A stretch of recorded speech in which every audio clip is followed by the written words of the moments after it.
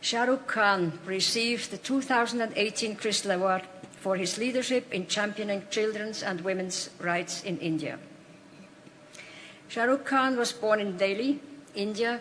When his school teacher asked him what he wanted to be in the future, he said he would become a Bollywood star. Though his teacher tried to explain to him that his dream was unrealistic, his mother's response was, if Shah Rukh Khan says it will happen, it will happen. So the story goes. Today, with a following that runs into the billions and a series of films that speak of his tremendous talent and intense work, Shah Rukh Khan is an icon who entertains and inspires his fellow countrymen and women, and who is loved by film audiences around the world, across languages and cultures. Shah Rukh Khan has also been one of India's leading philanthropists. He has been instrumental in funding and launching several charitable causes in India. In October 2013, he founded the non-profit organization Mir Foundation, named after his beloved father, Mirtaj Mohammed Khan. It provides support to women who are victims of attacks and suffer major acid attacks and suffer major burn injuries. The foundation provides medical treatment, legal aid, vocational training, as well as rehabilitation and livelihood support. Shah Rukh Khan has also helped create specialized children's hospital wards and has supported childcare centers with free boarding for children undergoing cancer treatment. I would like to now ask Shah Rukh Khan to join me on stage.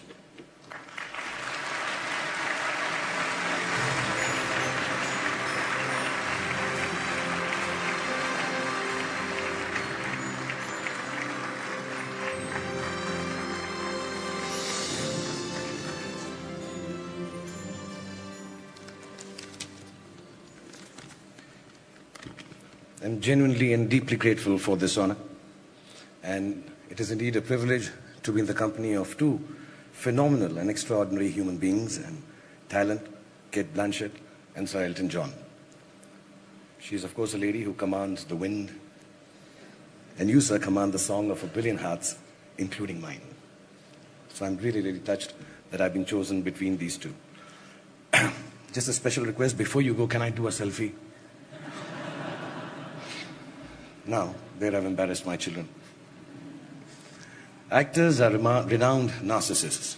No matter how much we pretend not to believe in external beauty, we tend to be obsessed by it one way or another. And perhaps being surrounded by this obsession of beauty, a few years ago I came across a lady who had been brutalized by an acid attack.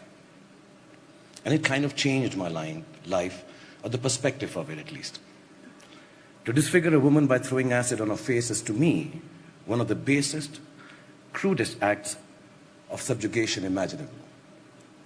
At the source of it lies the view that a woman does not have the right to assert her choice, to say no to the advances of a man or a group of people. And yet each of the women I met, I'd found within them the courage to move on with their lives and to reject the idea of victimhood. What struck me most about them was this, that what was done to them only made them braver and stronger and more able to free themselves to make the choices everyone around them was telling them they could not make, couldn't make, or should not make.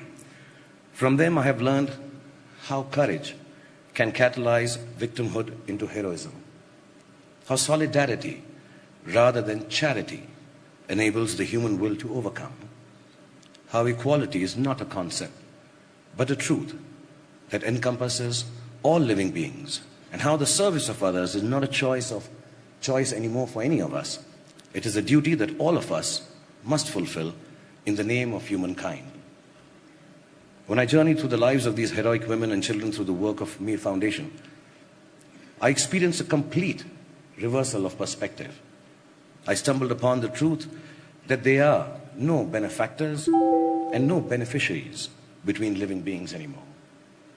There is just a vast pool of resources, natural, spiritual, economically, technologically, that everyone is equally entitled to, but only some have gained more access to it, either by accident, as in my case, or by design and talent and hard work, as in the case of all of you present here.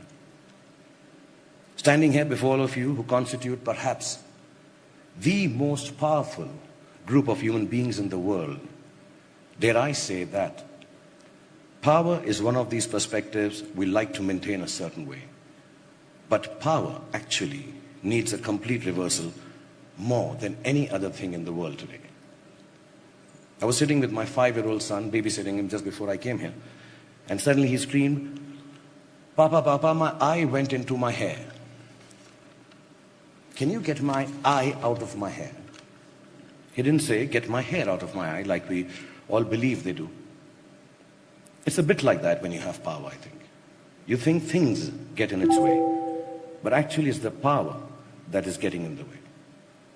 It gets in the way of universal access to resources because it seeks to control and enclose them. So we, the powerful, need to get out of the way, I think. To pick the barriers apart, the ones that give us names and races and colors and hierarchies. We need to get out of the way and into the work of breaking open access for each and everyone with a true sense of ourselves, not as more powerful or less privileged, but genuinely as equals. That is what I have learned from my beautifully scarred women. I'm grateful to these brave women and children who I work with for all that they have done for me, to the World Economic Forum and all of you present here today for recognizing their heroism by conferring this award and this reward upon me.